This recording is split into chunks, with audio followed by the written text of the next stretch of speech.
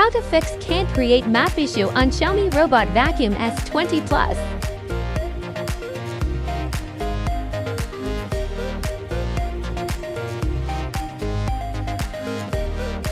You need to update the firmware to fix the issue.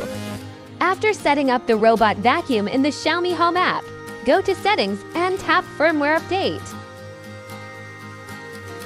If you encounter the message "Couldn't update," try again later. Make sure that your robot vacuum has enough battery and is connected to the charging dock.